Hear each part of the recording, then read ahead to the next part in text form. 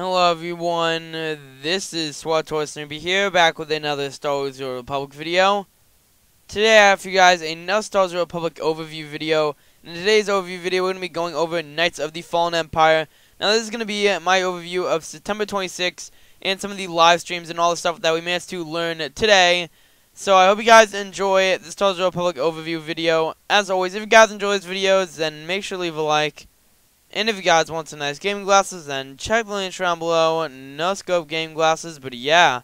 I hope you guys enjoy this video, and I'll see you guys in the overview. Alrighty guys, well let's get into the video right now. So as you know, recently we did get to see another day of Knights of the Fallen Empire at TwitchCon.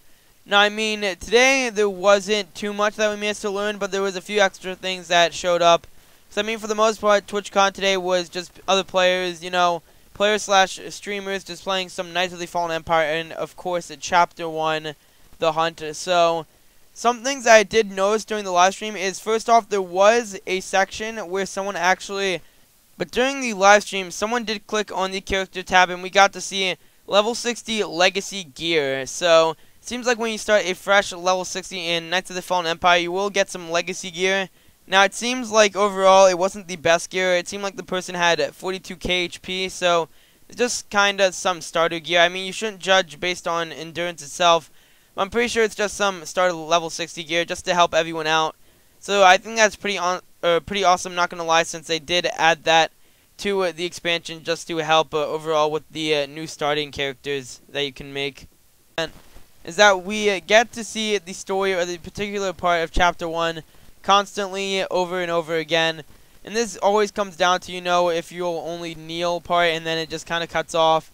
Now one thing that I do after just reviewing not only the IGN and GameSpot footage from yesterday that I did post in the link in the description of the last overview, but not only that, but after looking in some of the streams yesterday and today, I think I have a pretty simple theory of what I think is going to happen.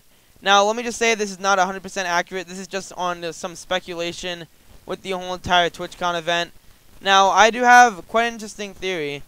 Now, I feel like this could be possibly wrong, or it might be correct. I have honestly no idea, just because it's definitely not the best theory, but it's definitely something I put up.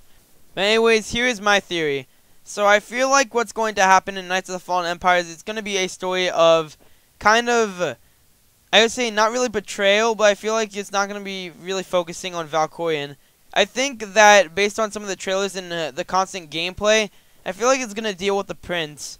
Now, what I mean by the Prince is, of course, is Archon. I have no idea how to pronounce his name. I'm probably saying it wrong, but it seems like it's kind of going to be focused on him. I have no idea. I mean, they do have all the concept art and stuff on him. I know that for sure, but I just honestly have no idea, because Valkorion, I feel like he's going to do some type of tactic just so that people are going to just hate us.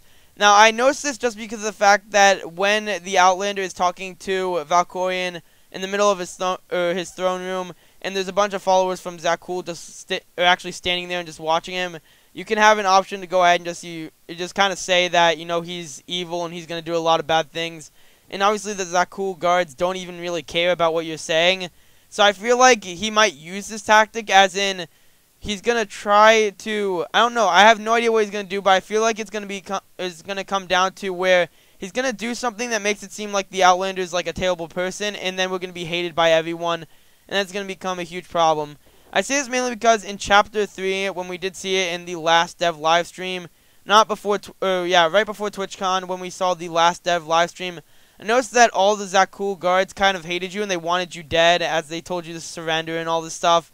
And it seems like they didn't really care too much. I mean, they were attacking you in Chapter 1, of course, because you were just trying to go to Valkorion. But once again, it seemed like they actually had more of a purpose. So I feel like just after reviewing the footage at TwitchCon is that Valkorion or the Prince himself is going to do something that is going to, I don't know, I feel like he's just going to go ahead and just do some crazy scheme and just get everyone to hate us, basically. But once again, I mean, that's a theory. I have no idea for sure what's going to happen, because obviously, you know, it isn't even out yet. But I just feel like that's something that seems very interesting, because after reviewing the footage, it really seems like to the point where Zakul is not going to like us at all, and it's going to become a really big problem. And I feel like something's going to happen, or actually happen in Chapter 2 and maybe the end of Chapter 1 that's going to get people to hate us. So not only that, is something else that I feel like, there might be something else that could be a bit different, or something that could possibly happen in Knights of the Fallen Empire. Now, something else that I feel like could possibly happen is maybe that the game itself, we're going to have all these choices, and they might build up to something at the very end. But I feel like BioWare might be setting this up to where we will have tons of major choices, and they will all add up eventually to the very end of the Knights of the Fallen Empire story arc. And I think that's pretty cool. Of course, that is speculation once again. I mean, this overview is, for the most part, over the speculation, since we saw most of the information yesterday. But yeah, I just feel like after reviewing the footage multiple times, just going over it constantly, not only from today, but yesterday, of course, is that they want to it seems like that the Empire, or the New Empire, the Infinite Empire, whatever you want to call it, they do have a huge army, and of course it seems like they're highly influenced by Valkorion and then the Prince himself. So I think if something happens to them, or someone just causes a huge problem, but I feel like a rebellion could happen in the Internal Empire, aka Infinite Empire. I have no idea if it's the Internal or Infinite, but once again, something could happen if we aren't careful.